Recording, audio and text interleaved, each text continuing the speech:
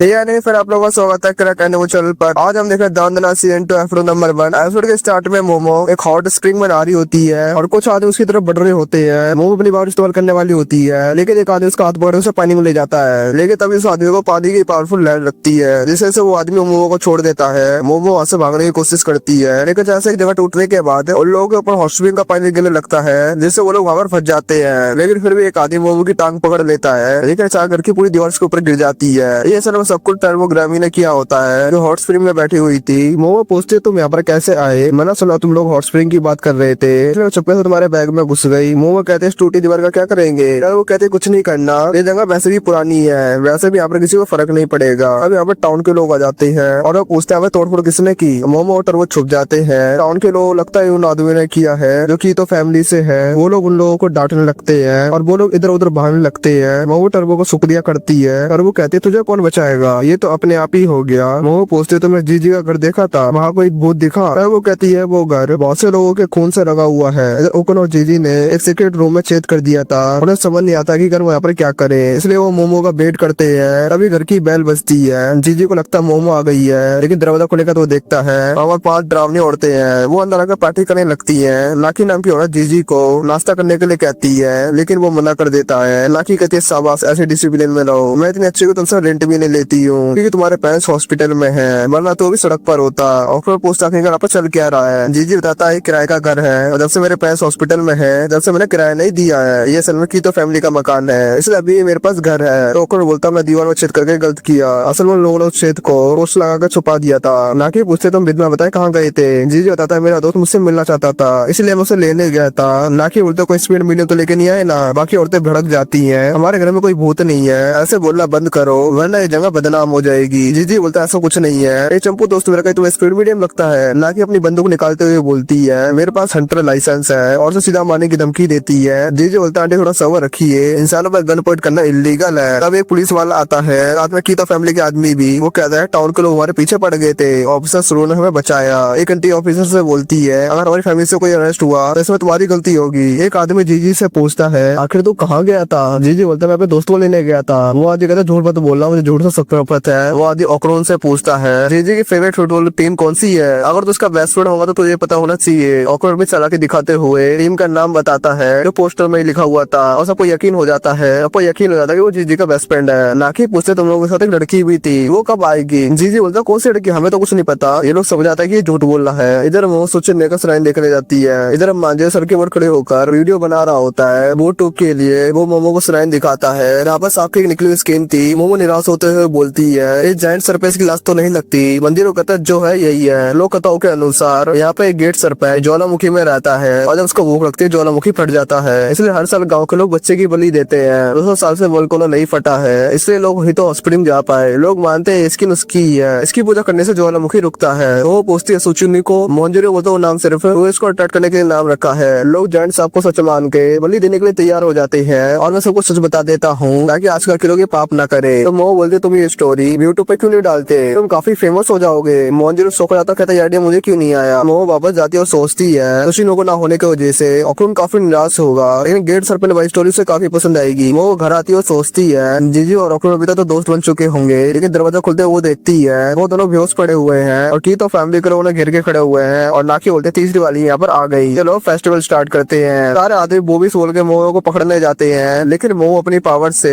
सबको पेलने लगती है। एक आदमी से पीछे से पकड़ सर पे मारता है, जैसे मोमो को चक्कर आने लगते हैं। उसकी टायर पर कुछ गलत करने वाला होता है, लेकिन तभी टर्बो ग्रैनी बैग से निकलकर उसे डरा देती है, जिससे वो गिर जाता है, उसका सर फूट जाता है। और वो बोलती है मेरी नींद किसने खराब की, और घटिया शक्ल के लोग कौन है? मोमो बोलते हैं मुझे नहीं पता, प्लीज मेरी मदद करो। ना कि वाक्य आती है, मोमो को तेज की लात मारती है। वो एकदम मार्शल आर्टिस्ट की तरह लड़ रही होती है, उसकी शूट काफी तेज होती है। मोमो उस पर एक सोफा फेंकती है, लेकिन वो उसे डॉज कर लेती है, और तभी नाकी मोमो पर जोर से मुक्का मारती है, और वो छेद को तोड़ते हुए सिगरेट रूम में गिर जाती है। ये तो फैमिली वाले ताली बजाते हैं, हमारी मॉम की तेज स्ट्रॉन्ग है। नाकी सोचती है लड़की कौन है जो इतनी अजीब पावर इस्तेमाल कर रही है। मोमो ही पूछती है औरत कौन है, और वो बोलते हैं पावरफुल बुढ़िया है। मोमो बोलती है ऐसी कोई चीज नहीं होती, और वो बोलते तेरे घर में ही एक है। एक आदमी बोलता है इसकी बिल्ली बात कर रही है। मोमो बोलती है बदबूदार कमरा क्या है? नाकी बोलता है अगर तुम्हारे रास्ते में आए तो ये गाँव बर्बाद हो जाएगा। ये तो फैमिली 200 साल से इस गाँव को बचा रही है। हम किराए से अपने लोगों को बुलाते हैं और जायंट सरपंच के लिए खासा बलि चढ़ाते हैं, इसलिए अभी तक ज्वालामुखी नहीं फटा। ये घर असल में बलि की जगह है। वो समझ आते इसलिए जीजी के पेरेंट्स ज्यादा बीमार है। ना कि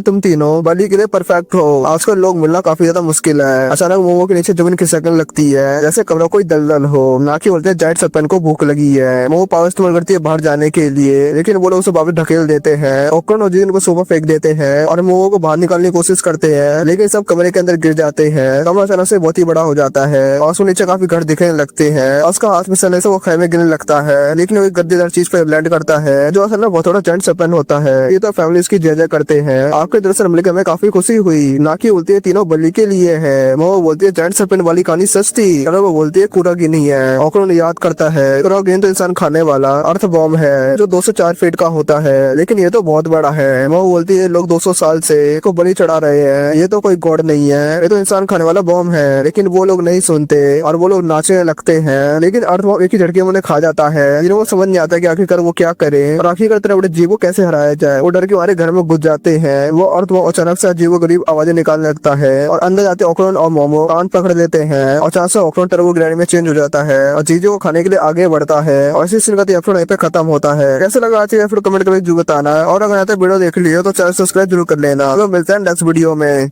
ये एनिफेन आप लोगों का स्वागत है क्रैक एनिमो चैनल पर। आज हम देखने वाले दांदना सीजन 2 एपिसोड नंबर 2। एपिसोड के स्टार्ट में ओकरन अपने कंट्रोल में नहीं होता है। वो अपने मुंह को फाड़ने की कोशिश कर रहा होता है, लेकिन जीजी उसे रोक रहा होता है। ओकरन एक कटर उठाकर अपने आप को मारने की कोशिश करता है, लेकिन जीजी उसे रोकता है। रोके ताकि कर भाई तेरे को क्या हो गया। अभी वो मॉन्स्टर पर हमला करता है, लेकिन जीजी दोनों को चलेता और वो नोटिस करता है ये मॉन्स्टर किसी गिरने की चीज की आवाज पर अटैक करता है, लेकिन इंसानी आवाजों से कोई फर्क नहीं पड़ता। ओकरन और मोमो दोनों ही अपने आप को मारने की कोशिश करते हैं। वो लोग चिल्लाते प्लीज हमें मरने दो। ये देखकर जीजी को याद आता है उसके पेरेंट्स ने भी ऐसा कुछ किया था और उसने उनको कैसे बचाया था। और अब ओकरन और मोमो वही हरकत कर रहे हैं जैसे कोई इन्हें कंट्रोल कर रहा हो। मोमो एक कांच का टुकड़ा उठाकर अपने आप को मारने की कोशिश करती है जो गलती से टर्बो ग्रैंडी को लग जाता है। तो टर्बो ग्रैंडी गुस्से में बोलती है जल्दी से इनके दोनों के हाथ बांध दो। जीजी जल्दी इन दोनों के हाथों को बांध देता है और पूछता है ये दोनों ऐसा क्यों कर रहे हैं, आखिर यहाँ पर क्या चल रहा है। टर्बो बताती है ये सोशल की साइकिक वेव की वजह से है। ये वेव घर के अंदर के लोगों को पागल बुला के मारने की कोशिश करती है और जी समझा शायद उसके पेरेंट्स कहते ऐसा कुछ हुआ था, लेकिन वो कहता है मेरे पर ये वेव काम क्यों नहीं कर रहे हैं। और वो कहते तुझे अभी तक समझ आया तू अलग क्यों है। वो फिर से अपने स्पेशल पावर यूज कर अपने आप को मारने की कोशिश करती है, लेकिन जीजी उसके सामने आ जाता है जिससे उसके आंख में हाथ में चोट लग जाती है। वो देखता है सोच मोस्टर ने ढूंढ लिया है। जीजी मोमो टर्बो ओकरन को उठाकर भागने लगता है और घर से बाहर निकल जाता है, लेकिन वो सीढ़ियों पे जाते हुए फिसल जाता है और मोमो और ओकरन रेली से गिरने की कोशिश करते हैं, लेकिन जीजी ने तुरंत ही पकड़ लेता है। वो कहता होश में आओ दोस्तों। तभी कोका आई जिसे जीजी ने कई बार अपने घर में देखा है। वो उनके और सुचुनो के बीच में आ जाता है और इस वजह से ओकरन और मोमो होश में जाते हैं और वो पूछते हैं चड्डी वाला ओकाई कौन है। और टर्बो वार्न करती है ये इवल आई है और इसकी आंखों में मत देखना।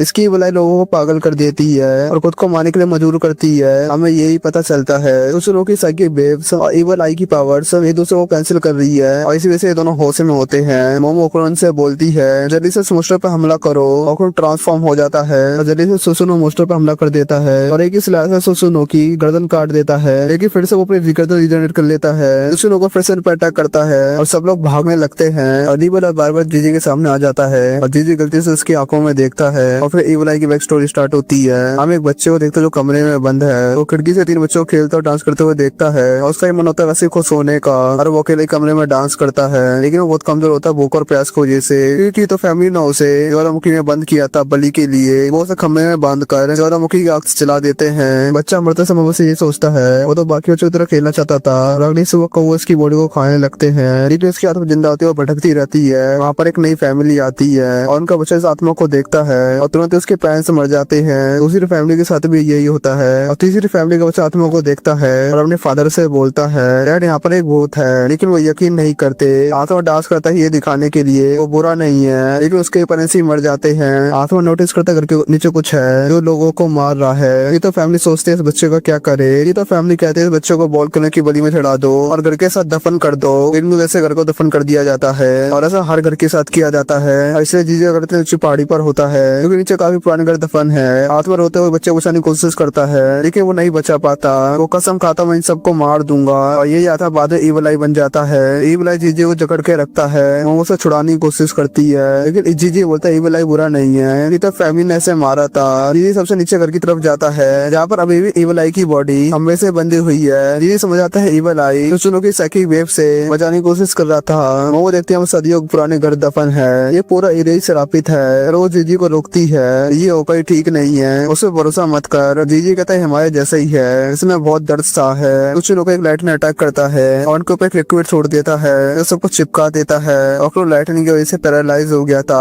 और वो बिल्कुल भी हिल नहीं पा रहा था। ये इवल आई जीजी को कंट्रोल करने लगता है। जीजी उसका बचपन वाला रूप देखता है, बहुत से माफी मांगता, मुझे माफ करना इवल आई, मैं तुम्हें पहचान नहीं पाया। इवल आई बोलता है मैं बस खेलना चाहता हूँ। जीजी कहता है मैं तुम्हारे साथ खेलूंगा और वो भी जिंदगी भर। इवल आई मुस्कुराता और जीजी को पूरा कंट्रोल कर लेता है। जीजी दर्द के हमारे पास सर पकड़ लेता और चिल्लाता है, पर वो कहती है मैंने कहा था इवल आई पे भरोसा मत कर। कुछ लोग को ढूंढते वहाँ पर आ जाता है, वो मोमो को खाने वाला होता है लेकिन जीजी से बहुत तेज मुक्का मारता है और एक किक मार के दूर फेंक देता है। और अभी इवल आई कहता है ये बॉडी मेरी है और मैं सारे इंसानों को खत्म करूंगा। और वो टर्बो से बोलता है तू भी ओकाई है क्या, तू इंसानों को गुलाम बन गई है क्या। और वो गुस्से में बोलती है जवान सवाल, वरना तुम्हारी सारी हड्डियां तोड़ दूंगी। मोमो जीजी को ओसमाने को कहती है लेकिन अब इवल आई बोलता है बॉडी मेरी है और मैं सबको हेल्थ दिखाऊंगा। और अब सचिन को जीजी से अटैक करता है लेकिन इवल आई सीट बनाकर को बचा लेता है। वो इस घर की सारी श्रापित आत्माओं को जोड़कर एक अटैक बनाता है। रेसो लगातार सुचिनो को मारने लगता है। सुचिनो को बचने के लिए जमीन में घुस के भाग जाता है। मोमो पूछते इवल आई ने जीजी को ही कंट्रोल क्यों किया, और वो कहते हैं जीजी लाखों में एक है, उसकी स्पेशल पावर बहुत ही ज्यादा है, वो एक परफेक्ट वेसल है और तुम्हारी दादी भी इसी वजह से उसे जीनियस बोलती थी। अचानक से इवल आई मोमो पर अटैक कर देता है। मोमो उस अटैक को रोक लेती है लेकिन इवल आई उसे जोर से एक पंच मारता है और फिर से इवल आई मोमो दोबारा से अटैक करता है लेकिन अचानक से ओकुनो ट्रांसफॉर्म होकर उसके अटैक को रोक लेता है और एक पैरालाइज बॉडी होने के बावजूद भी चिल्लाता है तुम्हारी हिम्मत कैसे हुई मोमो को हाथ लगाने की, आज तो तुझे नहीं छोड़ूंगा। और इन दोनों के अटैक के साथ एपिसोड यहीं पे खत्म होता है। कैसा लगा आज के एपिसोड कमेंट में जरूर बताना और अगर यहाँ तक वीडियो देख लियो चैनल सब्सक्राइब जरूर कर लेना। तो मिलते हैं नेक्स्ट वीडियो में। आज हम देखने वाले दांदना सीजन 2 एपिसोड नंबर 3। एपिसोड के स्टार्ट में ओकुनो और जीजी लड़ रहे होते हैं और यहाँ पे जीजी आत्मा से मनी बॉल का इस्तेमाल कर रहा होता है और यहाँ पे वो कह रहा होता है ओकाई मास्टर के नाम पर दब्बा हो, क्योंकि यहाँ पे ये लोग इंसानों की मदद कर रहे होते हैं। और यहाँ पे ओकुनो मोमो को बचा के ऐसे भागने लगता है और यहाँ पे ओकुनो ये बोलता तुम यहाँ पे बचोगे नहीं। यहाँ पर वो लगातार ऊपर की तरफ भाग रहा होता है और वो बॉल उनका पीछा कर रही होती है लेकिन बड़ी मुश्किल से आगे निकल जाते हैं। और यहाँ पे ओकुनो लगातार ऊपर जाने की कोशिश कर रहा होता है क्योंकि उनको आखिर में ऊपर ही जाना है। यहाँ पे लोग देखते दीवार पे कुछ अजीब गरीब चीज बनी हुई है और यहाँ पे सब अर्थ बम वाले मास्टर ने करा है। यहाँ पे बेसिकली खुद तो चुप चुका है और यहाँ पे दैट बॉम्ब्स है, यहाँ पे इसलिए जाने जाते हैं जिससे अपने दुश्मनों को कमजोर कर सके। पहले तो ये बिजली से झटका देते हैं और दूसरे स्मोक फैलाते हैं जहरीला और ये हर जगह होते हैं। ये लोग यहाँ पे ये सोच रहे थे इनको जल्दी से यहाँ से बाहर निकलना है। पहले यहाँ पे ये देखता है जो एग्जिट वाली जगह है ना वो बहुत ही ज्यादा ऊपर है और यहाँ पे बस ये सोच रहे थे पहुंचेंगे कैसे वहाँ पर। मोमो है पूछते उसकी वीकनेस नहीं है क्या, और बताता है उसकी सनलाइट है वीकनेस। और मोमो है पे ये सोची होती है इतनी बड़ी चीज को मार्केट से लेके जाएंगे और ऊपर से जीजी को ही बचाना है और मैं जीजी को छोड़ के यहाँ से नहीं जा सकती। और यहाँ पे ओकुनो को एक आइडिया आता है, वो यही कहता है अगर तुम किसी तरीके से ऊपर पहुंच जाओगी तो तुम रस्सी फेंककर में बचा सकती हो, तो तुम्हें इसलिए सबसे पहले ऊपर जाना होगा। मोमो तो पहले नहीं मानती है, ओकुनो कहता है चिंता मत करो, सबसे पहले तुम ऊपर तो जाओ, पहले अपने आप को बचाओ फिर हमें बचा सकती हो।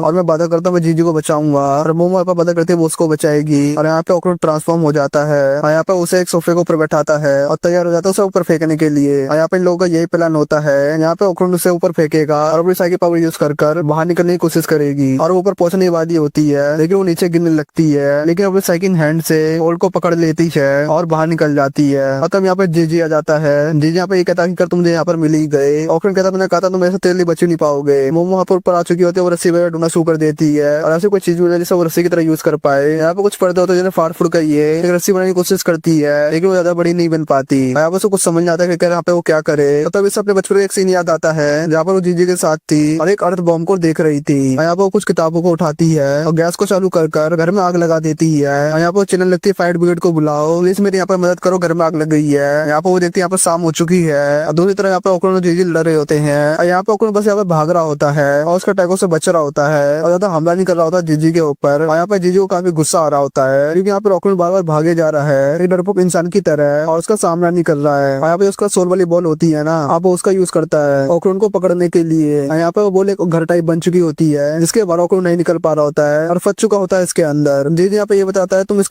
हाउस को छोड़कर नहीं जा सकते लेकिन वो आसानी से इस घर के अंदर एंटर कर पाता है और यहाँ पे ओकुनो अब कहीं भी नहीं भाग सकता है। यहाँ पे लगातार जीजी ओकुनो को मारना शुरू कर देता है और लगातार ओकुनो के मुंह पे मुक्के मारना शुरू कर देता है। यहाँ पे वो कहता अभी तुम यहाँ पे मैं पे लूंगा, बाद में लड़की को पे लूंगा। ऐसे ओकुनो यहाँ पे काफी गुस्सा हो जाता है। यहाँ पे ओकुनो कहता है ऐसी कुछ चीजें तुम्हें यहाँ पे नहीं करनी चाहिए थी। राखी का तुमने वो 3 चीजें करी दी है। पहली चीज तुमने मोमो को नुकसान पहुंचाया, दूसरी चीज मेरे पहले लौते दोस्त को तुमने अपने कब्जे में ले लिया और जीजी कभी भी मोमो को नुकसान नहीं पहुंचाता।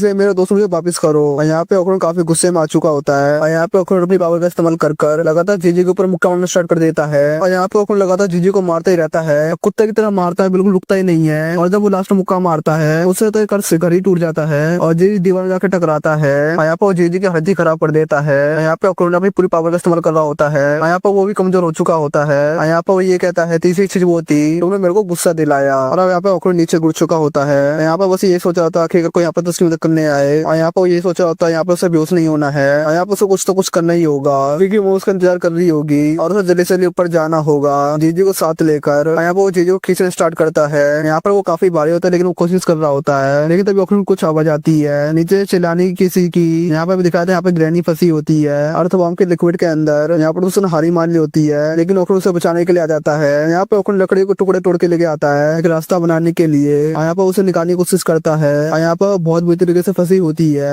यहाँ पे ग्रैनी ये कह रही होती है बस यहाँ पे गिरना मत, लेकिन यहाँ पर वो नीचे गिरी जाता है और साथ में वो भी चिपक जाता है। यहाँ पे ग्रैनी कहती है तुम्हें पावर किसने दी है, मेरी पावर का इस्तेमाल करो। यहाँ पर ओखरोन कहता है मैं भी पावर का पूरा यूज कर चुका हूँ और मैं दोबारा से ट्रांसफॉर्म नहीं हो सकता, यहाँ पे मुझे माफ कर दो। अब दोनों यहाँ पर चिल्लाने लग जाते हैं मोमो से मदद मांगने के लिए। यहाँ पे ऊपर का सीन दिखाया जाता है। यहाँ पे फायर ब्रिगेड आ चुकी होती है। यहाँ पे वो लगातार आग को बुझाने की कोशिश कर रहे होते हैं। पुलिस वाला पे यही कहता तुमने यहाँ पे आग लगाई थी ना और आखिर तुमने कॉल किया क्योंकि यहाँ पे क्यूटा फैमिली रहती है जो काफी समय से लोगों का मर्डर करती आ रही है और क्या तुम्हारे यहाँ पे इनसे कोई दुश्मनी थी क्या, इसलिए तुमने यहाँ पे इनके घर में आग लगा दी। लेकिन पुलिस वालों का सब उल्टा मोमो के ऊपर ही हो रहा होता है और यहाँ पे स्टेशन चलो और वहीं पे सारी बातचीत होगी। यहाँ पे वो देखते हैं यहाँ पे सूरज डूबने वाला होता है इसलिए उसे जल्दी से अर्थबॉम्ब को ऊपर लेके आना होगा। यहाँ पे मोमो यही कहती है फायर फाइटर्स जितना से जितना हो सके घर के अंदर पानी डालो, लेकिन यहाँ पे पुलिस वाले इसको पकड़ के ले जाने लगते हैं। लेकिन तभी जमीन हिलने लग जाती है और ऐसा लगता है भूकंप आने वाला है। हमें दिखा जो फाइट फाइटर पानी डाले होते हैं वो सारा होल में जा रहा होता है और फाइनली अर्थ वो घर से बाहर निकल आता है और यहाँ पे अर्थ यहाँ पर लोगों पर अटैक करना शुरू कर देता है। तो हमें डर के ऐसा लोग यहाँ पर भागना शुरू कर देते हैं और सामने सूरज होने की वजह से उस अर्थ को जलन होने लग जाती है। सूरज की वजह से वो जलने लग जाता है और उसकी हालत खराब होने लग जाती है। यहाँ पे फिर से उसके बचपन का सीन दिखाया जाता है। यहाँ पर वो जब जीजी के साथ थी यहाँ पर वो बैठे होते हैं, यहाँ पे एक अर्थ बम होता है और जीजी ने बताया था जो अर्थ बम होते हैं वो अपनी स्किन से सांस लेते हैं और जमीन के नीचे रहते हैं, लेकिन जब बारिश होती है तो पानी बढ़ जाता है जिसके से वो सांसें नहीं ले पाते, इसलिए वो मिट्टी के बाहर आ जाते हैं। लेकिन इस समय काफी धूप हो रही है और धूप उनके लिए खतरनाक है इसलिए वो मर जाते हैं और यही बातें मोमो को यहाँ पर याद होती है और ये तरीका वो बड़े वाले अर्थ बम पर ट्राई करती है और यहाँ पे तरीका काम भी आता है। यहाँ पे भी दिखाता है अर्थ बम करके पीछे छुपने की कोशिश करता है लेकिन वहां पे फायर ट्रक को उठाती है और उस घर को तोड़ देती है अपनी साइकिक पावर से। फाइनली अर्थ यहाँ पे जलना शुरू कर देता है और जलकर नीचे गिर जाता है और यहाँ पे मोमो काफी खुश हो जाती है और वो कहती है अब करो हमला क्यों नहीं करता मेरे ऊपर। और तभी अर्थ दोबारा से हिलने लग जाता है और अपने मुंह से कुछ लाशें निकाल देता है और एक कीटो फैमिली होती है जिन लोगों को इसने खाया होता है, लेकिन यहाँ पे लोग जिंदा होते हैं और जो यहाँ पे कीटो फैमिली की औरत होती है ना और वो कहती है तुम्हारी हिम्मत कैसे हुई ऐसा करने की। और वो कहती है तुम्हें याद है तो उस अर्थ बम ने तुम्हें खा लिया था। मैं उसकी बात नहीं कर रही, मैं उसकी बात कर गेट से पहले लौट की तुमने बेइज्जती कैसे कर दी बेवकूफ कहीं की। मैं खुद तो खड़े था लेकिन तुम उसकी तारीफ कर रही हो और मेरे पास फालतू का टाइम नहीं है, मुझे ओखरोन और जीजू को बचाना है। और जैसे यहाँ से वो जाने की कोशिश करती है तभी तेजी से भूकंप आने लग जाता है और बहुत बुरी तरीके से जमीन हिलने लग जाती है और ये भूकंप पहले वाले भूकंप से भी तेज होता है। और यहाँ पे कीटो फैमिली को होती है यहाँ पे यही कहती है अगर तुमने वही करते थे तो इस समय से हम रोकने की कोशिश कर रहे थे और ये सब तुम्हारी गलती है। और हमें दिखाया सच में ये वोल्केनो फट जाता है और उसके अंदर से लावा निकला शुरू कर देता है और मोमो को समझ नहीं आता कि करे कैसे हो सकता है क्योंकि इस समय से कीटो फैमिली लावा को निकले से रोक रही थी और इस समय से कीटो फैमिली काफी सारी बलियां भी दे रही थी। उनको लगा था ऐसा कुछ नहीं होगा लेकिन यहाँ पर यही सच था, ऐसा कोई ना कोई कनेक्शन है और इसी एपिसोड पे खत्म हो जाता है। कैसा लगा आज का एपिसोड कमेंट कर जरूर बताना और मैं तो वीडियो देख लिया सब्सक्राइब जरूर कर लेना। चलो मिलते हैं नेक्स्ट वीडियो में। ये नए फैन आप लोगों का स्वागत है क्रैक वो चैनल पर। आज हम देखेंगे दांदना सीजन 2 एपिसोड नंबर 4। अब तक हमने देखा मोमो सुचिनुको को बाहर निकालकर जलाकर खत्म कर देती है लेकिन वो कीतो फैमिली को बचा नहीं पाया था और वो कीतो फैमिली को उगल देता है और वो जिंदा उसके पेट से बाहर आ जाते हैं। और तब यहाँ पर ज्वालामुखी फटने लगता है, शहर में अलार्म बज जाता है कि ज्वालामुखी फट गया है, लोग जल्दी जल्दी जगह खाली कर दे। दूसरी तरफ कीतो फैमिली की बुढ़िया मोमो से कहती है हम इसी वजह से महान सरपेट को बलि चढ़ाते थे जिससे जगह को ज्वालामुखी से बचा सके, लेकिन अब सब खत्म होने वाला है क्योंकि अब महान सरपेट मर गए हैं और इसके जिम्मेदार तुम हो। वो उसे कहावत ही बताती है जो उनके गांव सदियों से सुनाई जा रही है, जब ड्रैगन आसमान की तरफ जाएगा तब ज्वालामुखी फटेगा। वहीं दूसरी तरफ वो तो कुछ और ही सोच रही थी, अगर अर्थवंश सूरज की रोशनी में नहीं आ सकते तो अब ऐसी कहावत क्यों कि ड्रैगन आसमान की तरफ जाएगा। अब मोमो इनसे बोलती है ये कहावत सरपेंट के बारे में नहीं थी बल्कि हॉट स्प्रिंग में बने हुए फाउंटेन के बारे में थी जो कि आसमान की तरफ जाते हैं और वो सिग्नल तक ज्वालामुखी फटने वाला है। और इन लोगों ने इस कहावत को गलत समझ लिया। अब मोमो सुचुनोकी की बॉडी उठाती है और पहाड़ी से नीचे फेंक देती है। वो खुद भी पहाड़ी के नीचे जाने लगती है और कीता फैमिली उसका पीछा करते हैं। उसकी हिम्मत कैसे हुई महान सर्पेंट की बेइज्जती करने की। अब मोमो सुचुनोकी शरीर को उठा के भागने लगती है। वो उसको उठाकर फाउंटेन में घुसा देती है जहाँ से हॉट स्प्रिंग का बटन निकल रहा था।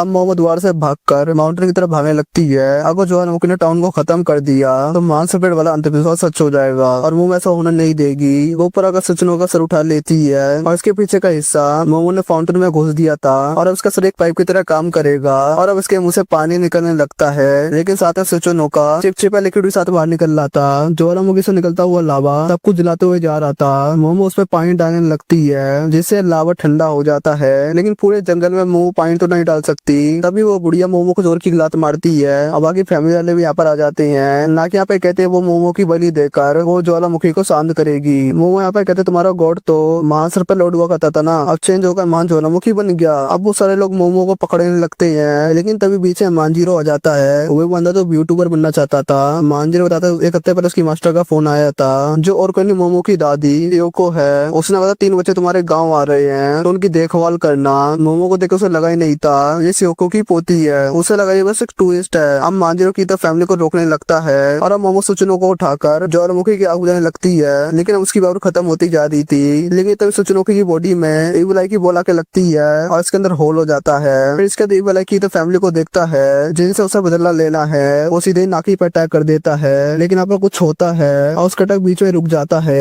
फिर इसके बाद मोमो और मांजी नाकी को चाहने लगते हैं। तो वहाँ पर इविल आई बोलता है तो हमेशा मेरे बीच में आती हो तो इसलिए सबसे पहले मैं तुम्हें ही मारूंगा। मोमो उससे पूछती ओकुरुन कहाँ पर है, आखिर तुमने उसके साथ क्या किया। इविल आई बोलता है मेरे अलावा यहाँ पर कोई नहीं बोलेगा और अब यहाँ पर मुझे भूख लगी है। अब मोमो मांजीरो और नाकी एक साथ हो जाते हैं। इविल आई भागकर मोमो की तरफ आता है। वो उसे खतरनाक लात मारने वाला था लेकिन मांजीरो उसे बचा लेता है। इसके बाद नाकी से जोरदार मुक्का मारती है लेकिन उसे कुछ नहीं होता और मोमो उसे पकड़ के पीछे कर लेती है। इसके बाद मोमो इविल आई को पकड़ लेती है लेकिन वो अपनी बॉल से छूट जाता है। अब मांजीरो को लात मारकर दूर फेंक देता है और अब मोमो की पावर भी कम हो गई थी और यहाँ पे इविल आई से जोर की लात मारने वाला था। लेकिन तब इसके मुंह पे एक जोरदार पंच आके लगता है। ये पंच और किसी और ने नहीं बॉक्सिंग केकड़े ने मारा था जिसका नाम है मिस्टर मेंटिस और वो यहाँ पर हेल्प करने आया था। मोमो यहाँ पर पूछते उसके बेटे का क्या हुआ तो मेंटिस बोलता है इस बात पे बात करेंगे। तब यहाँ पर यूएफए की लाइट जलती है जिसके अंदर सेक्यो तारो बाहर आते हैं जो कि मेंटिस के यूएफए के अंदर बैठ के यहाँ पर आ गए थे। और अब सेक्यो और मेंटिस इविल आई पे एक साथ अटैक कर देते हैं और वो उसे बराबरी की टक्कर दे रहे थे।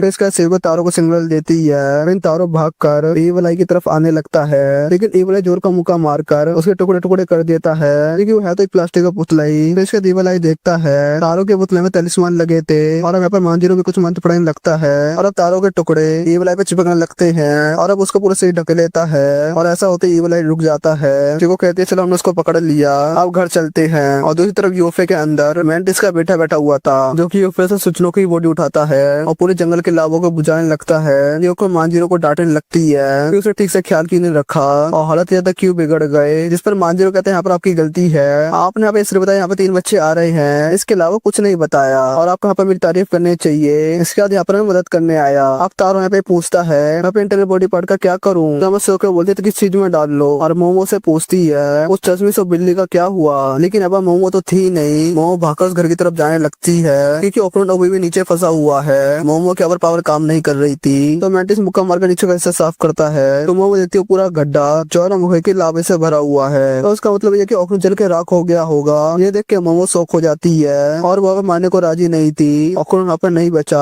वो मेंटिस के बेटे से बोलती है थोड़ा पानी गड्ढे के अंदर डालो, मैं इसके अंदर जाऊंगी और कारण अभी भी इसके अंदर होगा। मेंटिस बोलता है नामुमकिन है, अगर तुम गए तो तुम भी जल जाओगी। मोमो यहाँ पे कहते हैं उसे बचाने का प्रॉमिस किया था और कारण मेरा इंतजार कर रहा होगा। मेंटिस बेटा ऊपर से बोलता है उस गड्ढे के अंदर पानी नहीं डालेगा क्योंकि मोमो को उसके अंदर जाने की जरूरत ही नहीं है। लेकिन मोमो फिर भी इसके अंदर जाने की कोशिश करती है लेकिन मेंटिस उसे पकड़े रहता है। फिर वो लोग देखते हैं मेंटिस के बेटे ने पूरे लावे को बाहर निकाल लिया है, इसके अंदर पानी डालकर उसे ठंडा कर देता है। आज जब मोमो उसे खोलती है और कारण और टर्बो ग्रैनी के अंदर थे और वहाँ पर जिंदा थे और कारण मोमो से कहता है मुझे पता था तुम अपने मुझे बचाने जरूर आओगी। टर्बो गुस्से में मोमो पर चिल्लाने लगती है आखिर इतनी देर से वो कहाँ पर थी और जल्दी क्यों नहीं आई। मोमो कहते टर्बो ग्रैनी के बारे में तो भूल ही गई थी। अब वो कारण बताता है अगर टर्बो ग्रैनी को बचाने नीचे नहीं आता तो वहाँ पर वो जिंदा नहीं बचता क्योंकि वो सोचो कि इस लिक्विड से जलने से बच गए और इस वजह से कमरे के अंदर लावा आए ही नहीं। और वो पूछता है जीजी कहाँ पर है। वो कहते पता नहीं लेकिन वो पहले बाहर आ गया था और अब ओकारो उनको बाहर निकालती है और गलती से गिरने के चक्कर में ओकारो मोमो को पकड़ लेता है और माफी मांगते हुए दूर हो जाता है। लेकिन फिर बाद में मोमो से गले लगा लेती है और माफी मांगती है, वो उसे बचाने नहीं आ पाई। लेकिन यहाँ पर वो खुश है, ओकारो जिंदा बच गया और ये एपिसोड इसी के खत्म हो जाता है।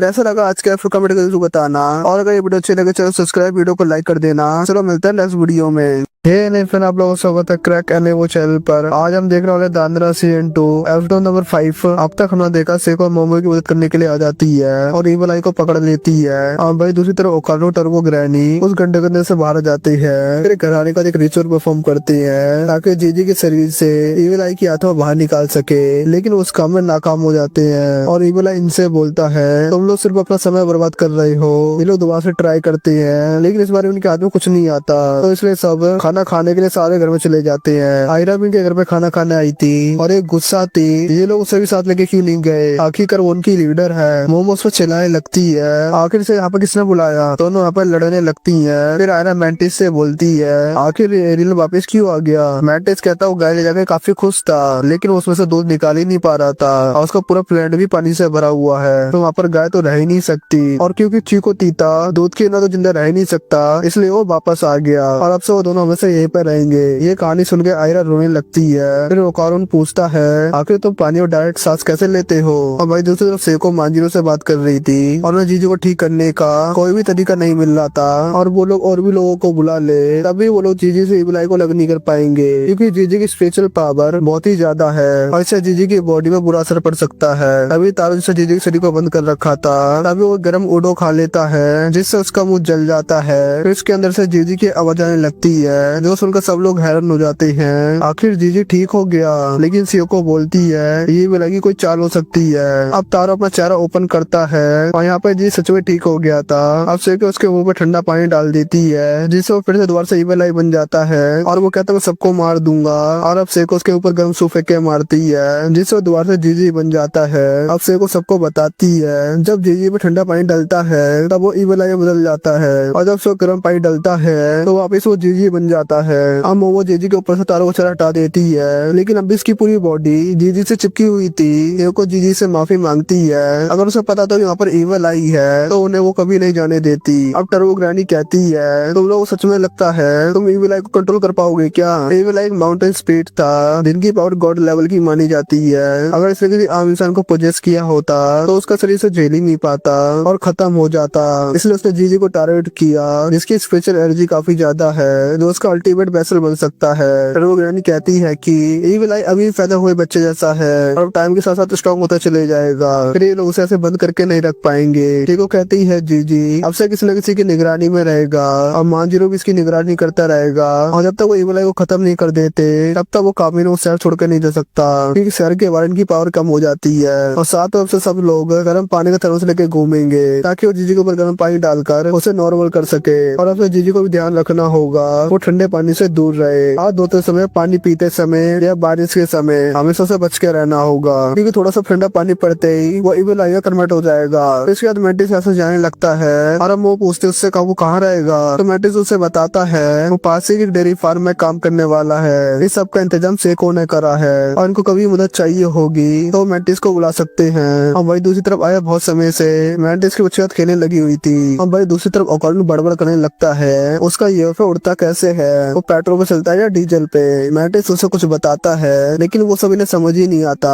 अब वो मैटिस से पूछती है उसका असली नाम क्या है, जिस पर मैटिस बोलता है पीनी वीनी, जिस पर ये लोग बोलते हैं मैटिस से ठीक है। फिर उसका तो मैटिस अपने यूएफओ में बैठ के चले जाता है। फिर अगले दिन ये लोग हॉस्पिटल जाने लगते हैं जहाँ पर जीजी के पैंट्स भरती है और मोमो और ओकानो पीछे बैठे हुए थे और वहाँ पर कुछ नोटी हरकतें भी करते हैं जिस पर मोमो जानबूझकर ओकानो के हाथ में हाथ रखती है और यहाँ पे दोनों शर्माने लगते हैं। यहाँ पे ओकानो मोमो से पूछता है आखिर वहाँ पर क्या कर रही है और मोमो कहती है कुछ भी तो नहीं। तब जीजी चिल्लाने लगता है कि तारो उसकी बात नहीं सुन रहा। जीजी की अभी तक बस गर्दन आजाद हुई है और अब इसका पूरा सही तारो के कंट्रोल में है। ये लोग जीजी के पेरेंट्स के लिए कुछ गिफ्ट भी लेते हैं और मोमो कहते हैं जल्दी से ठीक हो जाए और जीजी कहता है वो लोग बहुत ज्यादा मस्ती करते हैं। तो अच्छा वो हॉस्पिटल में पड़े हुए हैं, उसे तो उनकी बिल्कुल भी चिंता नहीं है। लेकिन हॉस्पिटल में देखते ही जीजी बच्चों की तरह रोने लगता है। वो तारो से कहती है वो अपना तो ऊपर करे लेकिन वो जीजी को अजीब तरीके से नचाने लगता है और नीचे से बताया जाता है ज्वालामुखी के फटने से किसी भी इंसान को नुकसान नहीं हुआ है और जंगल की आग को भी काबू कर लिया गया है और साथ ही तो फैमिली को पुलिस ने पकड़ लिया है। लेकिन इनमें से एक औरत नाकी यहाँ से भाग गई है और पुलिस उसे ढूंढने में लगी हुई है। हम देखते हैं नाकी जंगल में छुपी हुई थी।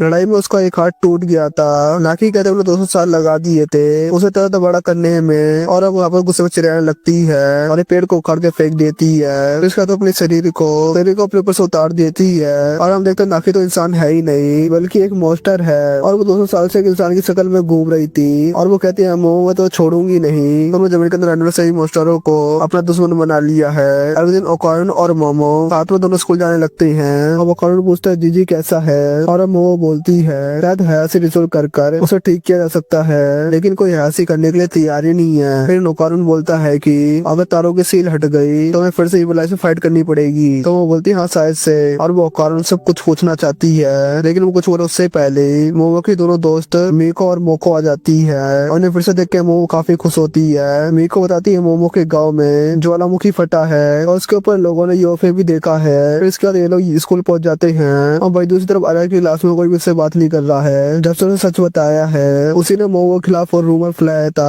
आर्या हमें बहुत अकेला महसूस कर रही थी। ताई मोमो और ओकायन उसके पास आ जाते हैं और मोमो से खींचकर अपने साथ ले जाती है। जो देख बाकी क्लासमेट्स हैरान थे क्योंकि इन दोनों में तो लड़ाई हो गई थी और अब मोमो ओकायन और आइवा से बोलती है आज वो दोनों उसके घर सोने आए जिससे तीनों मिलकर जीजी पर नजर रख सके और सेको भी थोड़ा आराम मिल सके। ऐसे उनको दोनों ही शर्माने लगते हैं और ऐसे दिखाते हैं कि वो मजदूरी में हाँ कर रहे हैं और फटाफट जल्दी से मोमो के घर रात में रुकने के लिए हाँ कर देते हैं। मोमो ये भी नोटिस करती है अब आयरा का स्कूल में कोई भी दोस्त नहीं है। तभी आयरा कहती है इसमें तुम्हारा कोई भी लेना देना नहीं है वैसे भी यहाँ पर मेरी गलती थी। और यहाँ पर दूसरी तरफ सेको तारो से कहती है जीजी के शरीर को पूरी तरीके से आजाद कर दे क्योंकि उसके ऊपर लगी हुई तलिस्म की पावर अब पूरी तरीके से खत्म हो गई थी और अब तरफ पूरी तरीके से जीजी के शरीर से अलग हो जाता है। फिर से सेको जीजी को याद दिलाती है उसे पानी से बच के रहना होगा और उसे सिर्फ गर्म पानी का इस्तेमाल करना है और तभी ओकायन और वो स्कूल से वापस आ जाते हैं। पानी के साथ आयरा भी थी। सेको सबको गर्म पानी का थर्मस पकड़ा देती है और जब भी जी विलाई में कन्वर्ट हो तभी उसे नॉर्मल कर सके।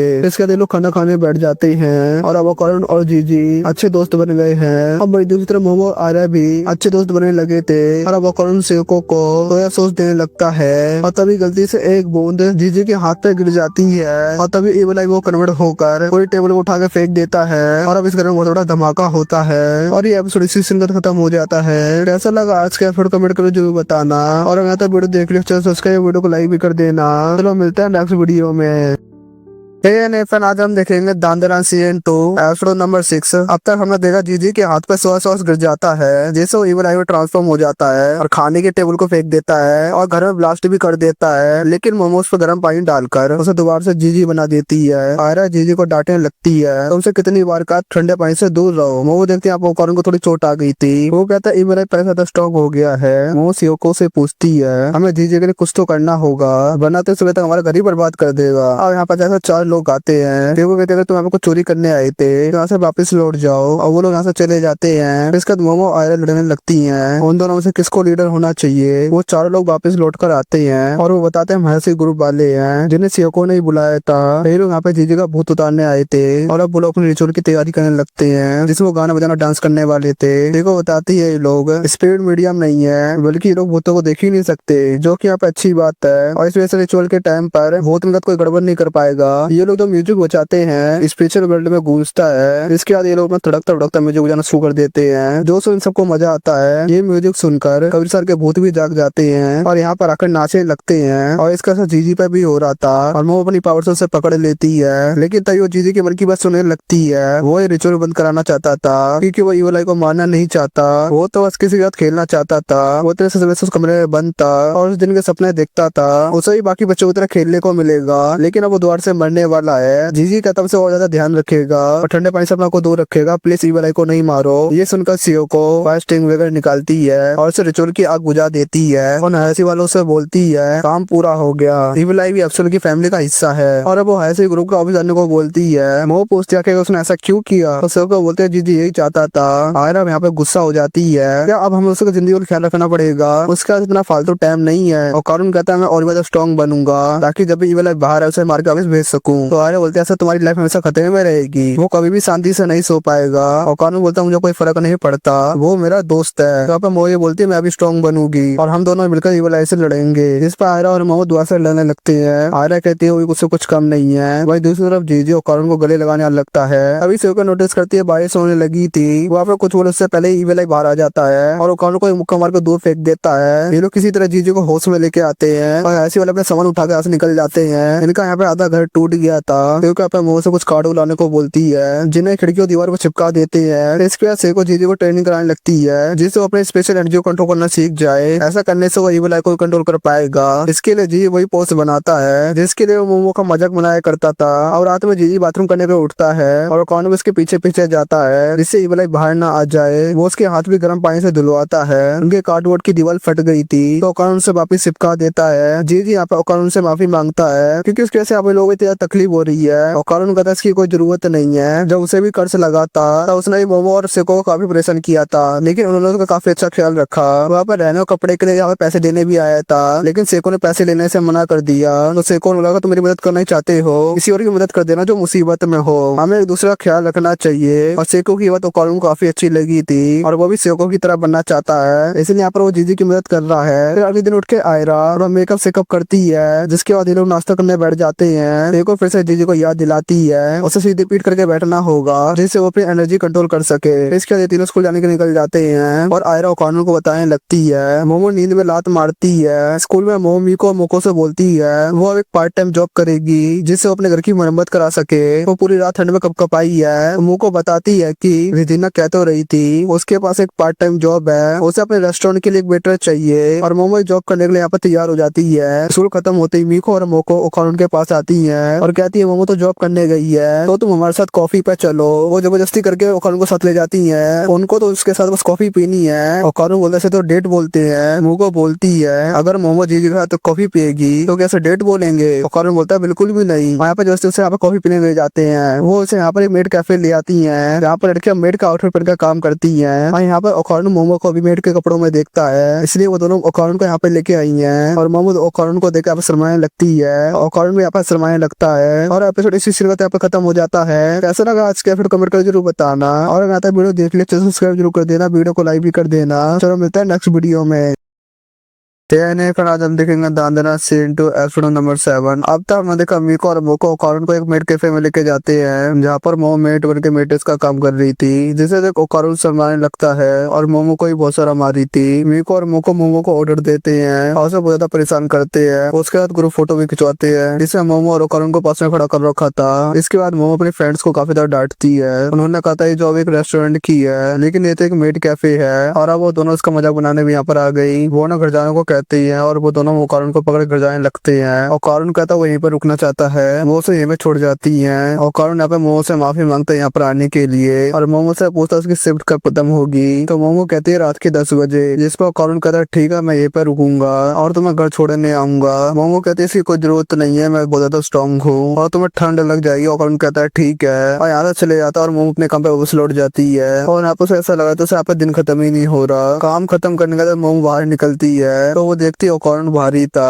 और वो वापस आ गया था और वो अकेले से घर जाने तो नहीं दे सकता। वो मोमो की तरफ हाथ बढ़ाता है लेकिन वापस खींच लेता है, लेकिन अब मोमो उसका हाथ पकड़ खुद चलने लगती है और कहते हैं उन्हें ठंडा नहीं लगेगी। और दूसरी तरफ जीजे काफी कमर सीधी करने की प्रैक्टिस कर रहा था और माजी यहाँ पर भी प्रिपेयर लगा के उसे हिला भी नहीं पा रहा था। अब सेको जीजे को ध्यान लगाने को बोलती है और उसके ऊपर थोड़ा सा सोया सॉस गिरा देती है और ऐसा होता है इविल आई बहुत कोशिश करता है बाहर आने की, लेकिन जीजे किसी भी तरीके से उसे बाहर आने नहीं देता। इसका मतलब है कि जीजे इविल आई को कंट्रोल में रख सकता है, लेकिन आप सेको बोलते फिर तो मैं ज्यादा ठंडी चीजों से दूर रहना होगा, लेकिन वो रेगुलर पानी इस्तेमाल कर सकता है। लेकिन तब यहाँ पर ओकारुन और मोमो हो जाते हैं। सेको मोमो से पूछते आकर तुम इतने लेट कैसे हो गए, इस पर मोमो बताती है पार्ट टाइम जॉब करने गई थी और अब आयरा और जीजी मोमो की तरफ दौड़ते हैं जिससे इसे आपस में टकरा जाते हैं और आयरा की कोल्ड कॉफी जीजी के ऊपर गिर जाती है और बाकी लोग उसमें गर्म पानी डालने के लिए तैयार थे, लेकिन इविल अपने आसपास कर्स हाउस बना लेता है और मोमो को उसके अंदर खींच लेता है। देखो तालिस्मान से बैरियर को तोड़ने की कोशिश करती है लेकिन उससे कुछ भी नहीं होता। था और अब ईवल आई मोमो को मारने जाता है, लेकिन मोमो अपनी साइकिल पावर से उसे दूर फेंक देती है और अब ईवल आई कर्स हाउस को छोटा कर देता है और मोमो के पास आकर उसका गला दबाने लगता है और बाकी के लोग बैरी की वजह से कुछ भी नहीं कर पा रहे थे और मोमो ने घर आते ही गर्म पानी पिया था जिसे वो ईवल आई के मुंह में थूक देती है, जिससे ईवल आई दोबारा जीजी बन जाता है। जीजी मोमो से माफी मांगने लगता है, लेकिन वो कानून से धक्का मार के उसे दूर कर देता है और उससे पूछता वो ठीक तो है। देखो जीजी पर टावल डालती है और कहते हैं जो वो तो उसमें तुम्हारी कोई गलती नहीं है, लेकिन जीजी नोटिस करता है मेरे को तोड़ने के चक्कर में टेको का हाथ जल गया था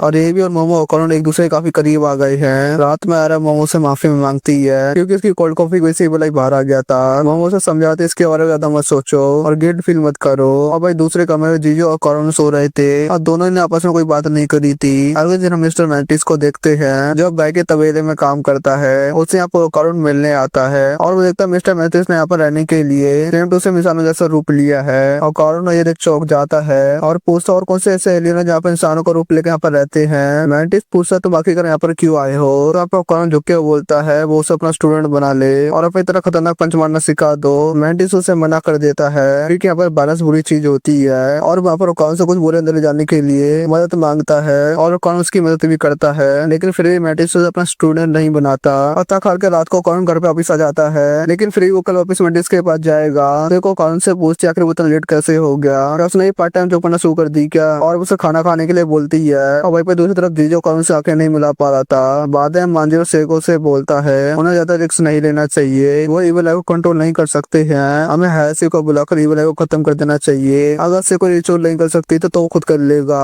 सेको मांजिरो से कहती है बच्चों की हर परेशानी का बोझ हम बड़े लोगों को ही झेलना पड़ता है, जिससे हम उसे कह सके वो कुछ भी कर सकते हैं। लेकिन मांजिरो यहाँ पे ये भी कहता है लेकिन हम बड़ों की ये भी जिम्मेदारी है बच्चों को हम दुनिया की असलियत दिखाए, जो हम चाहते हैं वैसा वैसा नहीं होता। इतना कहकर मांजिरो ऐसा चले जाता है। दूसरी तरफ यहाँ पर हम ओकानो को देखते हैं जो यहाँ पर पंच मारने की प्रैक्टिस कर रहा था। तब यहाँ पर टर्बो ग्रैनी आ जाती है और पूछती है क्या वो डांस प्रैक्टिस कर रहा है क्या। ओकानो कहता है वो पंच मारने की प्रैक्टिस कर रहा है जिससे वो स्ट्रॉन्ग बन सके और ईवल आई को हरा सके। तो टर्बो ग्रैनी पूछती है क्या तुम पंच मारना चाहते हो कि स्ट्रॉन्ग बनना चाहते हो, क्योंकि ईवल आई तुमसे काफी ज्यादा स्ट्रॉन्ग है और काफी ज्यादा तेज भी, और क्या तुम भूल गए तुम्हारे अंदर मेरी पावर्स है। तो वो दोबारा पूछते है क्या तुम पंच मारना चाहते हो स्ट्रॉन्ग बनना चाहते हो। तो इस बार ओकानो बोलता है वो स्ट्रॉन्ग बनना चाहता है। अब टर्बो ग्रैनी ओकानो को अपने साथ ले जाने लगती है क्योंकि उसकी पावर्स को ठीक से यूज नहीं कर पा रहा है और चीज में टर्बो ग्रैनी इसकी मदद करेगी। ये देख आरएफ इसके पीछे जाने लगती है और वो ओकानो को उसके स्कूल ले जाती है और उसके अंदर चलने को कहती है। लेकिन तब यहाँ पे आयरा आकर ओकानो से पूछती है वो इतनी रात में यहाँ पर क्या कर रहा है। टर्बो अब उसकी बेइज्जती करके उसे वापस जाने को कहती है। यहाँ पे आयरा ट्रांसफॉर्म हो जाती है और टर्बो यहाँ पर गालियां देने लगती है। ओकानो यहाँ पर दोनों को चुप कराता है और आयरा को सब कुछ बताता है। दोस्तों यहाँ पे आयरा उनके साथ चलने लगती है जिससे वो भी स्ट्रॉन्ग बन सके।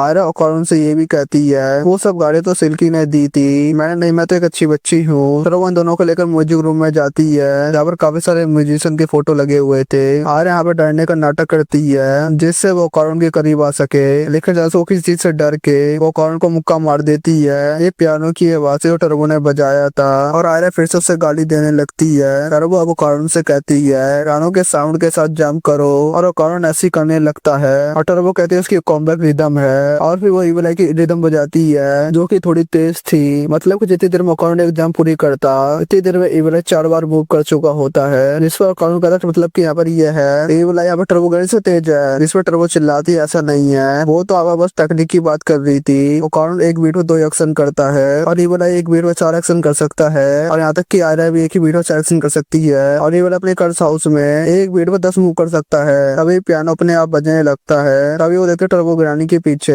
एक बड़े सिर वाला म्यूजिशियन आ गया था और यहाँ पे बहुत बुरी आवाजें सुनाने लगता है और वो कहते वो यहाँ पर आ गए। इसके बाद यहाँ पे 6 म्यूजिशियन आ जाते हैं और ये लोग यहाँ पे बहुत और उन फोटो से निकले हैं और जब भी कोई बेसुरा म्यूजिक बजाता है तो ये लोग उसे जान से मारने के लिए बाहर आ जाते हैं और ये एपिसोड इसी सीन में यहाँ पे खत्म हो जाता है। कैसा लगा आज का फिर कमेंट पर जरूर बताना और यहाँ तक वीडियो देख लो चैनल सब्सक्राइब कर देना, वीडियो को लाइक भी कर देना। चलो मिलते हैं नेक्स्ट वीडियो में। नहीं फ्रेंड्स, आज हम देखने वाले हैं दांदना सीजन 2 एपिसोड नंबर 8। अब तक हमने देखा टर्बो ग्रैनी ओकानो को उसके स्कूल ले जाती है और पापा उसे बेसुरा म्यूजिक सुनाने लगती है जिस वजह से यहाँ पर लगी हुई म्यूजिशियन की फोटोज में से उनकी आत्माएं बाहर आ जाती हैं। बहुत गुस्से में बोलता कौन है यहाँ पर जो बेसुरा म्यूजिक बजा रहा है। आर्या बोलते हैं कि हमें नहीं पता, हम तो ऐसा जा रहे हैं, लेकिन यहाँ पर टर्बो ग्रैनी बोल देती है ये दोनों जो यहाँ पर बेसुरा म्यूजिक बजा रहे थे, जो सुनकर बहुत यहाँ पर अटकना शुरू कर देते हैं और इसलिए वो दोनों योकाई वाले रूप में ट्रांसफॉर्म हो जाते हैं। ये बहुत म्यूजिक वाले नोट से हमला कर रहे थे जो की बम की तरह फट रहे थे और वो कहते तुम्हें रस्ट सिंबल से दूर रहना है वरना तो तुम यहाँ पर पेले जाओगे। इसके बाद ये लोग क्राइस्ट के खेत में पहुंच जाते हैं और म्यूजिक नोट इनकी तरफ बम की तरह आने लगती है। आयरा तो नोट्स को काफी अच्छी तरीके से डॉज कर रही थी लेकिन ओकारून ऐसा नहीं कर पा रहा था। आयरा अपने बालों से उन भूतों पर अटैक करती है लेकिन यहाँ पर वो भूत हवा में उड़ रहे थे। तब यहाँ पे एक नोट सिंबल ओकारून का लगता है जिससे यहाँ पर उसका शरीर पैरालाइज हो जाता है और वो ग्रैनी यहाँ पर उसको चिल्लाती है मैंने कहा था लेकिन नोट सिंबल से दूर रहना। और तब यहाँ पर उसको भी आके एक सिंबल लगता है और वो भी यहाँ पर पैरालाइज हो जाती है। इसके बाद इनके ऊपर लगातार अटैक होते हैं और जिससे ओकारून पे इंसान रूप में वापस आ जाता है। वहाँ पर वो कोसा लगता है कि मैं कितना कमजोर हूँ और उसको चिल्ला के बोलती है रिदम के साथ अपनी बॉडी को मूव करो, अगर भूतों का म्यूजिक पसंद नहीं आ रहा तो और कोई म्यूजिक याद करो। और आयरा भी ज्यादा देर तक टॉर्च नहीं कर पाएगी। और ओकारून कहता है मैं गाने सुनता ही नहीं हूँ तो इसलिए मुझे म्यूजिक के बारे में कुछ नहीं पता।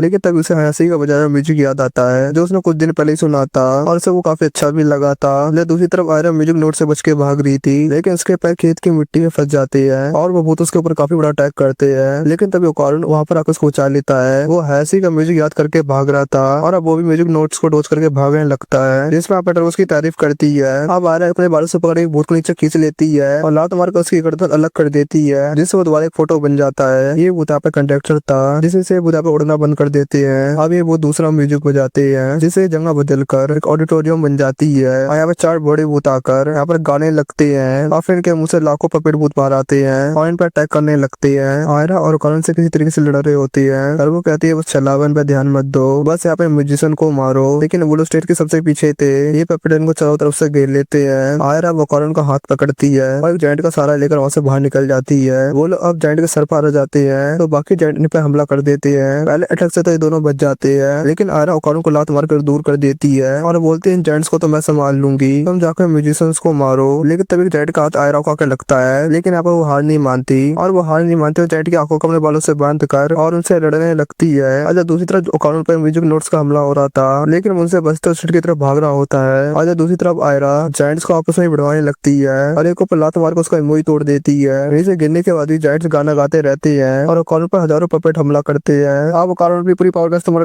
कर स्टेट की तरफ भागने लगता है और उससे कहती है उसे कि अटैक में सारा भूतों के साथ मारना होगा और वो गहने एक वीडियो 5 एक्शन कर सकती है तो इसके लिए आसान होगा। ओकारून वापस की बात समझ जाता है और एक ही बार उन 5 भूतों को खत्म कर देता है जिससे वो वापस फोटोस बन जाते हैं और म्यूजिक रूम दोबारा से पहले जैसा हो जाता है। ओकारून अब आयरा का शुक्रिया करता है उसकी यहाँ पर मदद करने के लिए। अब आयरा हमेशा की तरह नादान बनकर जवाब नहीं देती लेकिन अब वो कहती शुक्रिया तो आप उसका करना चाहिए, मैं तुम दोनों को इतना कुछ सिखाया है। जो सुन आयरा से दोबारा से लड़ने लगती है और ओकारून उसका भी शुक्रिया करता है क्योंकि उसके से ओकारून को और रिदन के बारे में पता चल चुका है और वो कहते हैं तुमने कुछ देखा ही नहीं है, मेरी पावर से कहीं ज्यादा गुना है। आयरा पूछता आखिर वो भूत कौन थे और वो कहते हैं म्यूजिक रूम में लगे हुए पोस्टर से कुछ लोग डरते हैं, उनके डर ने इन भूतों को जन्म दिया था और अगर रात को 2 बजे कोई बेसुरा म्यूजिक बजाता है तो ये भूत बाहर निकल आते हैं और ये तुम्हें जान से ही मार सकते हैं और अगर तुम्हारा मन है तो दोबारा से इनको बुला लो। लेकिन ओकारून आयरा मना कर देते हैं। आयरा यहाँ पे यही पूछती है तुम्हें इस स्कूल में कुछ ऐसा पता है? इसमें टर्बो कहती है मैं तो सिर्फ तुम लोगों को मारने के बहाने ढूंढती रहती हूँ। तब वो पियानो से नीचे उतरने लगती है और गलती से वो पियानो की की बजा देती है जिससे वो दोबारा से भूत बाहर आ जाते हैं। और दूसरी तरफ मोमो के घर में मांजरो जीजू को बता देता है वो हैसी को दोबारा बुलाने वाले हैं, इविल आई को खत्म करना ही होगा और वो कभी ना कभी तो बाहर आए गई और फिर जिस समय किसी की जान भी जा सकती है। जीजी ऐसा कुछ नहीं बोलता। तभी मांजरो बोलता है क्या तुम चाहते सेको या मोमो से कोई मारा जाए और इस तरह तुम अपने पेरेंट्स के साथ भी नहीं रह पाओगे और कल ही हम रिचुअल परफॉर्म कर इविल आई को खत्म कर देंगे। मैंने हैसी को कलाने को बोल दिया है और सेको के जगह रिचुअल मैं ही परफॉर्म करूंगा। इतना कहकर मांजरो यहाँ से चला जाता है। मोमो सेको से बोलती आप कुछ बोलती क्यों नहीं हो, आपने तो कहा था इविल आई अब से हमारी फैमिली में रहेगा। लेकिन यहाँ पर सेको कुछ नहीं बोलती। लेकिन तब यहाँ पे उनको ओकारून की आवाज सुनाई देती है यहाँ पर जीजू को बाहर बुला रहा था। मोमो से पूछती आखिर इतनी रात को कहाँ पर गए थे। ओकारून वहाँ पे ये कहता है मैं इविल आई से लड़ने वाला हूँ और यहाँ पे उसकी बैंड बजा दूंगा। मोमो वहाँ पे ये पूछती आखिर कुछ यहाँ पे क्या हो गया। ओकारून कहता जब इविल आई ने मोमो को हाथ लगाया था तब यहाँ पे से बहुत ज्यादा गुस्सा आया था, अगर तुम इविल आई को अपनाना चाहते तो ऐसे ही होगा। इसके बाद ओकारून यहाँ पे ट्रांसफॉर्म हो जाता है। मांजर ओकारून से बोलता है थोड़ा शांत रहो, हमने डिसाइड कर लिया है कल हम इविल आई को खत्म कर देंगे तो इसलिए इविल आई से लड़ने की कोई जरूरत नहीं है। लेकिन सेको मांजरो से कहती है बच्चे की वजह दम तो है उसे मत रोको। अब आयरा जीजी पे ठंडा पानी डालने के तैयार हो जाती है और ओकारून मोमो को दूर रहने को बोलता है और जीजी भी कहता है ओकारून पे काफी भरोसा है। अब आयरा जीजी पे पानी डालती है जिससे तभी जीजी इविल आई में ट्रांसफॉर्म हो जाता है और ओकारून उस पर अटैक कर देता है और ये एपिसोड इसी सीन में खत्म हो जाता है। कैसा लगा आज का एपिसोड कमेंट कर जरूर बताना और अगर वीडियो देख रहे हो तो सब्सक्राइब जरूर कर देना, वीडियो को लाइक भी कर देना। चलो मिलता है नेक्स्ट वीडियो में।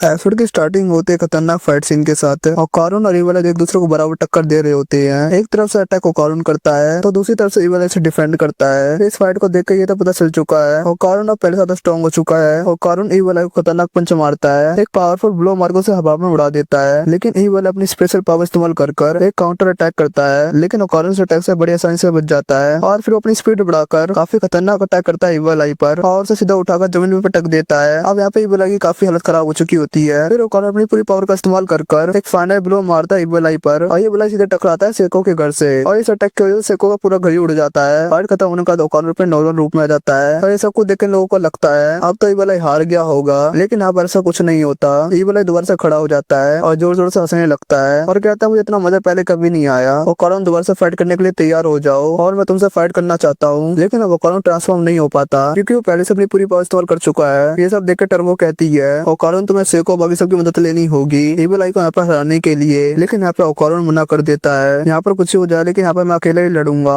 अब इवल आई कारून के सामने आ जाता है और अब कारून की भी हालत खराब होने लगती है और यहाँ तक कि उसके पैर भी कांपने लगते हैं। इवल आई कहता चलो जल्दी ट्रांसफॉर्म हो जाओ, मुझे तुमसे फाइट करनी है, लेकिन यहाँ पर कारून उसकी बात को काट देता है। मैं यहाँ पर ट्रांसफॉर्म नहीं होऊंगा क्योंकि मैं अपने से कमजोर लोगों से फाइट नहीं करता। ये सुन के यहाँ पर सभी लोग शॉक हो जाते हैं और ये सब यहाँ पर कारून की प्लानिंग होती है, जो प्लानिंग हमें आगे दिखेगी। वो अभी के लिए इवल आई से बोलता है तुम मुझसे कमजोर इसलिए मैं तुमसे कभी भी नहीं लड़ूंगा। ये सुन के यहाँ पे इवल आई बहुत ज्यादा भड़क जाता है। इवल आई कहता है तुम्हारी हिम्मत कैसी हुई मुझे कमजोर बोलने की, मैं यहाँ पर बहुत ज्यादा स्ट्रॉन्ग हूँ। लेकिन यहाँ पर फिर कारून कहता है नहीं तुम बहुत ज्यादा वीक हो और हमेशा वीक ही रहोगे। और ये बात को सुनकर यहाँ पे इवल आई काफी ज्यादा गुस्सा हो जाता है। वो कहता है ठीक है तो मैं अपने आप को बहुत ज्यादा स्ट्रॉन्ग बना के दिखाऊंगा, फिर तुमको मुझसे लड़ना ही होगा। और कारून कहता है मैं उन लोगों से कभी नहीं लड़ता जो बिना वजह किसी को भी तंग करते रहते हैं और उनसे झगड़ते रहते हैं, और तुम तो कहते तुम सभी इंसानों को खत्म कर दोगे, इसलिए मैं तुमसे तो कभी नहीं लड़ूंगा। इस पर इवल आई कहता है मैं सिर्फ तुमसे ही लड़ूंगा, तुम्हारे अलावा किसी से भी नहीं लड़ूंगा। और कारून कहता है चलो ठीक है तो तुम फिर से प्रॉमिस करो तुम मेरे अलावा किसी से भी नहीं लड़ोगे और यहाँ पर मैं सिर्फ तुमसे एक हफ्ते में एक बार लड़ूंगा क्योंकि स्कूल की वजह से यहाँ पर मैं काफी बिजी रहता हूँ। ये सब देख कर मुझे तो समझ आ जाता है और कारून का ये प्लान शुरू से ही था, वो अपने आप को और ज्यादा स्ट्रॉन्ग बनाएगा और फिर इवल आई से फाइट कर उसे कंट्रोल में लेके आएगा, क्योंकि इवल आई के लिए फाइट सिर्फ एक खेल है और अगर उसका सारा ध्यान सिर्फ कारून से लड़ने पर लगेगा तो फिर वो दूसरे इंसानों को नुकसान नहीं पहुंचाएगा। इसके बाद यहाँ पे इवल आई सबसे शर्मिंदा चीज करता है, वो होता है अपना कच्चा उतार कर कारून को दे देता है। इसका मतलब है कि आज के तो किसी से भी नहीं लड़ेगा और किसी को भी नुकसान नहीं पहुंचाएगा क्योंकि अब उसका एक ही गोल है, वो है कारून को मारना। अब वो कारून से प्रॉमिस करता है मैं बस तुमसे ही फाइट करूंगा जब तक मैं तुमको जान से नहीं मार देता, जब तक मैं किसी भी इंसान को हाथ नहीं लगाऊंगा। ये सब कहने के बाद इवल आई जीजी के अंदर वापस चले जाता है और जीजी यहाँ पर दोबारा से नॉर्मल हो जाता है और यहाँ पर वो भी नंगा होता है। तब यहाँ पर कारून से समझाता है कैसे यहाँ पर उसने इवल आई के साथ एक डील कर ली है, आपसे इवल आई किसी भी इंसान को नुकसान नहीं पहुंचाएगा। इस सुन के यहाँ पे जीजी काफी इमोशनल हो जाता है और यहाँ पर रोने लगता है। यहाँ पे सेको बोलते हैं क्या कमाल की चीज है। फिर हमें अगले दिन का सीन दिखाया जाता है, हम मांझी तरफ से अपने गांव चले जाता है और यहाँ पे जीजी के पेरेंट्स आते जैसे यहाँ से ले जाते हैं। फिर इसके बाद आयरा और कारून अपने घर जाने लगते हैं और कारून मोमो को गुड बाय बोलता है हम फिर से मिलेंगे। यहाँ पे वो बोलती है बस गुड बाय और कुछ नहीं बोलोगे। ये सुन के यहाँ पे कारून शर्मा जाता है और यहाँ पे मोमो भी शर्माने लगती है और तब यहाँ पे आयरा मोमो से झगड़ा करने लगती है। इसके कुछ देर बाद यहाँ से दोनों चले जाते हैं और अब हम यहाँ पे देखते हैं इनका घर पूरी तरीके से तबाह हो चुका होता है। और ये सब देखने के बाद ये लोग एक बात हाउस में चले जाते हैं आराम करने के लिए और जब पूरा दिन एंजॉय करने के बाद जब घर पर वापस आते हैं तब ये लोग अपने घर के सामने एक अजीब सा रोबोट देखते हैं। मोमो उसे को से लात मार के पूछते हैं तुम यहाँ पर कौन हो, तुम यहाँ पर और क्या कर रहे हो। लेकिन यहाँ पर उसको जवाब देने से पहले कारून और आयरा यहाँ पे आ जाते हैं। वो बताते अपने घर नहीं गए थे, वो मिस्टर मैटिस को बुलाने गए थे क्योंकि अपन को चिंता थी घर कैसे बनेगा, इसलिए वो मिस्टर मैटिस के पास गए थे हेल्प लेने के लिए। ये रोबोट ही उनका असिस्टेंट होता है जो यहाँ पर घर को सही करने के लिए आया होता है। इसके बाद हम देखते हैं लोग घर को सही करना शुरू कर देते हैं। इसके बाद मिस्टर मैटिस बहुत सारे नैनो बॉक्सेस देता है, ये बॉक्स खास प्रकार की टेक्नोलॉजी से बने होते हैं। इन लोगों को अपने दिमाग के अंदर उस चीज का सोचना है और ये बॉक्स उसी चीज का रूप ले लेंगे और इसकी वजह से ये लोग दोबारा अपना घर बना लेते हैं। इसके अगले दिन हम देखते हैं जीजी के पेरेंट्स में यहाँ पर आ जाते हैं इनके घर को सही करने के लिए, लेकिन ये लोग देखते हैं इनका घर तो पैसे ठीक होता है। इस चीज को देख के ये बोलते हैं शायद से हम बहुत लेट हो गए हैं। इसके बाद हम देखते हैं जीजी और मोमो साथ में स्कूल जा रहे होते हैं। जीजी मोमो को बताता आज भी इवल आई बाहर आया था लेकिन उसने किसी को भी नुकसान नहीं पहुंचाया क्योंकि उसने कारून के साथ प्रॉमिस किया था और धीरे धीरे जीजी इस पे कंट्रोल करना सीख रहा है। चलते चले जीजी मोमो से पूछता है क्या तुम किसी को पसंद करती हो क्या। जिस सुन के यहाँ पे मोमो से शौक हो जाती है, गुस्से में यहाँ पर चिल्लाने लगती है मैं तुम्हारे घटिया से सवाल का जवाब नहीं दूंगी। तभी स्कूल की लड़कियां जीजी को घेर लेती हैं। वो कहते तुम काफी दिनों से स्कूल नहीं आए थे, हम सब तुम्हारे को काफी ज्यादा मिस कर रहे थे। यहाँ पे एक लड़की जीजी को जूस देती है पीने के लिए और जैसे वो पीता हुआ इवल आई में ट्रांसफॉर्म हो जाता है। वो कहता है जूस तो काफी ज्यादा अच्छा है लेकिन फिर मैं सब लोगों को मार डालूंगा।